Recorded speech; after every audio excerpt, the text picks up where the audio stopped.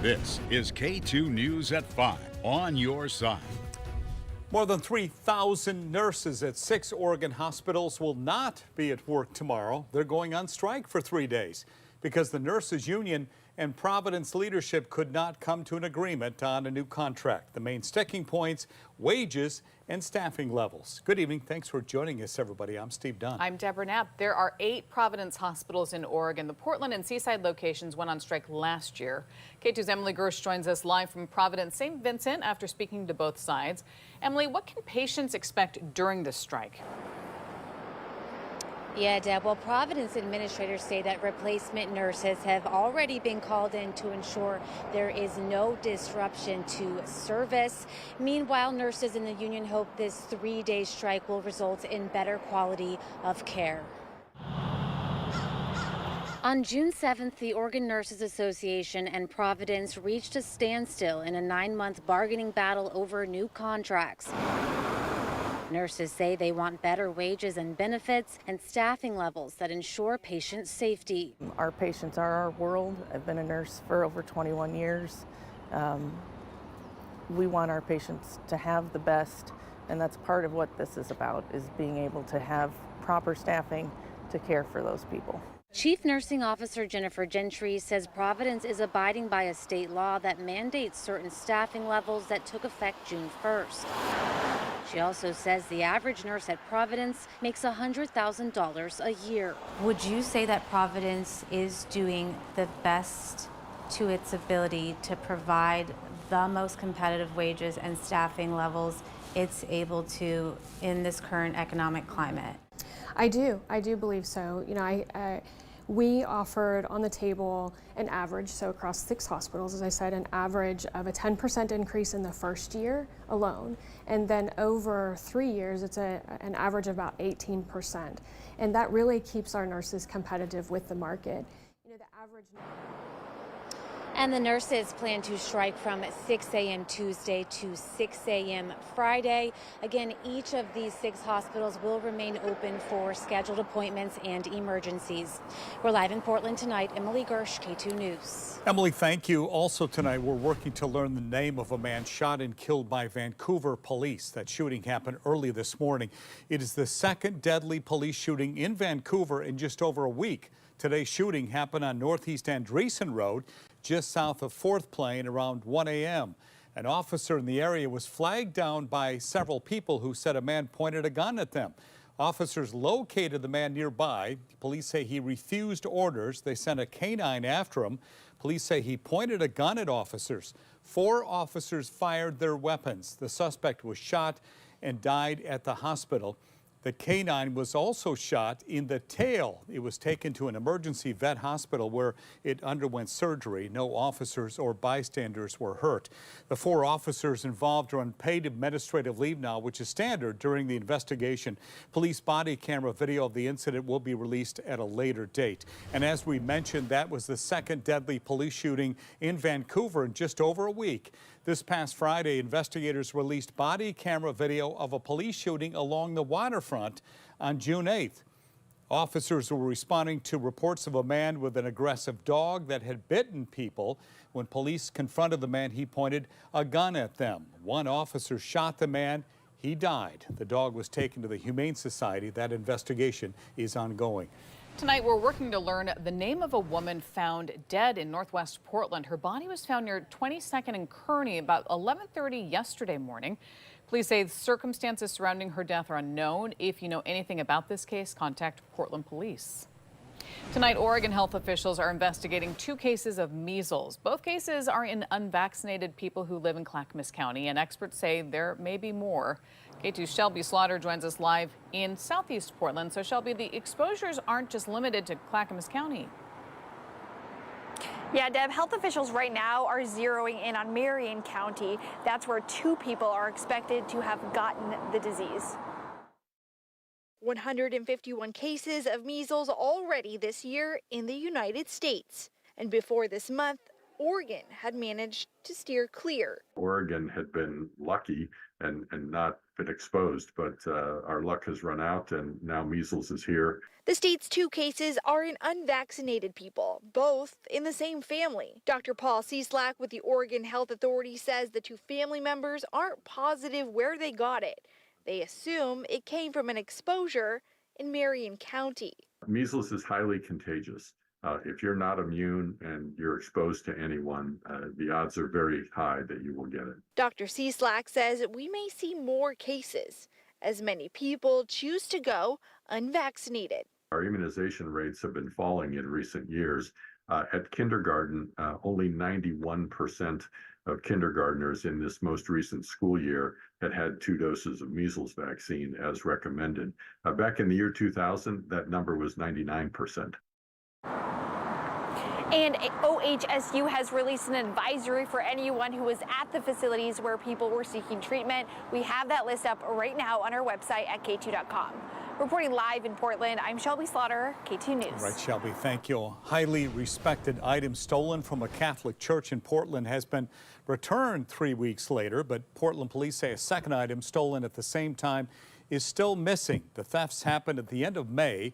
Police say a gold tabernacle and a sacrament known as a monstrance were taken from St. Michael the Archangel Church in downtown.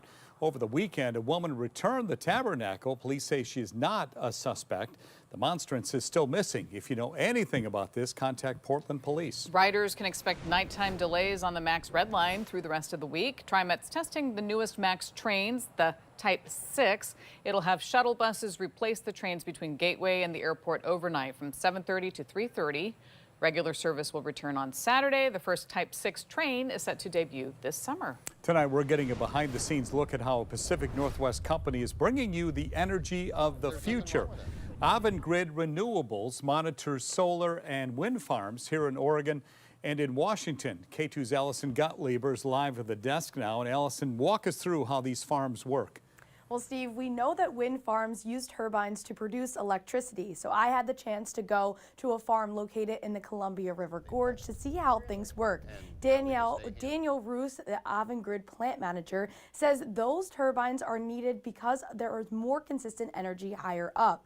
The blades spin, creating force in the rotor, which connects to the generator. That energy is then connected to a substation and brings it to our local communities. The process is monitored at Avangrid's control center in Vancouver. Have a 24/7 operators. They're working 12-hour shifts, and everyone expects their power to work around the clock. And these people behind me are managing our facilities. They're dispatching our people to our wind turbines or our inverters for any work that needs to be done. They're monitoring the weather. They're making sure that everything is operating safely. Just to put this into perspective, the company has 13 sites throughout Oregon, and the farm I was at had 51 turbines bringing power to around 60,000 homes a year. Avangrid has more than 70 wind and solar farms across 24 states. At the live desk, Allison Gottlieb, K2 News. Allison, thank you. Tonight, K2's on your side with an investigation into another proposed increase for PGE rates and how it affects PGE's biggest customers and you. K2 investigator Wright Gazaway found PGE wants to raise your rates next year by a higher percentage than its biggest customers. That's despite data showing those big customers are driving demand. One ratepayer says the company owes the public more information. And I think they owe us an explanation as to why residential is taking the biggest hit on these increases versus commercial and industrial. K2's on your side getting that explanation from Oregon's largest electric utility, why they say you should see a bigger increase, and what ratepayer advocates say the state should do. That's coming up tonight only on K2 after the NBA Finals. 22 million children rely on schools for their meals, but those meals can stop during the summer when school is not in session. You can help change that simply by scanning the QR code on your screen right now. K2's parent company, Sinclair Broadcast Group, is partnering with Feeding America to provide summer hunger relief to children and families across the country. Local donations will benefit the Oregon Food Bank. Just $1 can provide 10 meals for families in need. Again, scan the QR code on your screen or visit KATU.com/cares to help. Looking ahead to this Friday, the Tigard Festival of Balloons is back. It runs through Sunday at Cook Park. This is the 40th year for the festival. Gates open at 5 a.m. Night glows are Friday and Saturday nights at sunset.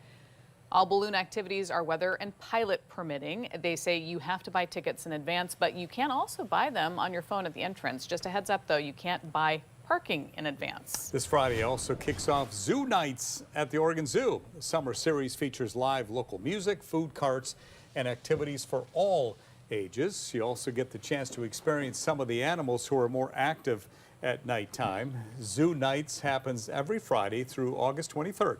Tickets must be purchased online in advance. Now to Storm Tracker 2 weather. Here's a live look from the standard camera over downtown Portland. We had kind of a drizzly gray day across the area. Temps will heat up later on this week, just in time for summer to begin on Thursday, Dave Selesky. Yes. Here we go. Bring it on. About 1:30 in the afternoon, summer officially begins. We have the summer solstice, and it is going to be a very, very warm first day of summer. So today is by far and away the coolest day out of the next 7 to possibly 10 days. On the Oregon coast this hour, as you can see our live camera there in Spanish Head, overcast skies. Now sitting at 55, but it is dry. Down in wine country at Stoller, mostly cloudy skies, warmer at 64 degrees. And of course, downtown Portland up on top of the Standard Insurance Tower, there you have mostly cloudy skies. We're sitting at 63. Winds are calm at this hour, by the way. Here are the highs. 69 the current temperature, and also the high temperature at the Dalles, 63 out at PDX, 64 for Kelso and in Vancouver, 63 on the coast of Astoria, just 57 though this afternoon in Newport. Down in the Willamette Valley, a little bit warmer. Salem, you were at 65. Even east side of the Cascades, relatively cool. 63 for Redmond, 69 degrees in Pendleton, but 10 degrees cooler in LeGrand, and only 63 today for the high temperature in the Burns area. All right, so higher pressure is building in as our trough of low pressure is moving out of the region. So the bottom line here is fair, dry, and warmer for the remainder of the week, and very warm towards the latter part of the week as we head in towards the upcoming weekend. Now, here's our hour-by-hour forecast. We're still seeing a few light scattered showers up into the Cascade foothills, mainly sandy east up in towards the Cascades. There we are tomorrow morning. We're going to have a few morning clouds around, but then going partly sunny skies to partly cloudy skies by the afternoon. Still seeing daytime highs tomorrow warmer in the low to mid 70s, the exception being the coast, likely staying in the 60s there. And then we go from Tuesday into Wednesday. High pressure really taking hold. Stronger offshore flow here developing, which means temperatures by Wednesday will be up into the low to mid 80s. Then we go from Wednesday into Thursday, sunny and warmer with highs on Thursday into the low 90s and even hotter on Friday. So your car wash forecast, Steve, you can do this for Deb. You're doing this for Deb. Okay, I'm paying You're on top of this, right? Okay, sunny skies and warmer with temperatures tomorrow in the 70s and 80s by the middle part of the week, and even hotter towards the weekend. All right, so here's the hour-by-hour forecast. Tonight, we cool down into the 40s. Highs tomorrow into the low 70s. Let's go now into Wednesday. Highs by Wednesday making their way up into the lower 80s across the area, and then going up, I think, into the 90s for Thursday, which again is the first day of summer. So your forecast for tomorrow on the Oregon coast, a little bit of fog in the morning, mainly for the north coast around Astoria, and the south Washington coast up around Ilwaco. 64 for your high in Tillamook and 63 down in Newport. In the Willamette Valley, partly cloudy skies. Tomorrow, 74 for your high in Salem. Same thing for Aurora, Troutdale, and McMinnville. 71, though, up in Longview. West winds about 5 to 10 miles an hour. Gorge in the Cascades, sunny skies in all locations. Freezing level tomorrow, but 7,000-foot level in the Cascades, so 37.59 at Government Camp. 76 the high tomorrow for the Dalles. Central and Eastern Oregon, plenty of sunshine here as well, and warmer. Highs tomorrow, 74 for Pendleton, 70 in Bend, and 69 degrees tomorrow in Burns. West winds, by the way, about 5 to 15 miles an hour. 7-day forecast. So 73 tomorrow here in Portland, then 85 on Wednesday. There's the first day of summer. We hit 90 again. Not the record. That was 95 set back in 2018. And on Friday, still 90. Again, not a record, 97 back in 2021 is the current record. And then still mostly sunny skies for you on Saturday with highs in the upper 80s. And then still dry, but very pleasant with highs in the mid 70s on Sunday and on Monday. And again, no rain in the forecast. So again, all the events are shaping up for this week and weekend. Festival Balloons, Zoo Nights, look to be great. Washing the car. Washing the car. Dave, thanks. Thanks, Dave. Well, that does it for this digital edition of KATU News at 5. Thanks for joining us. We'll be back with more local news and weather right after Game 5 of the NBA Finals. We'll see you later on.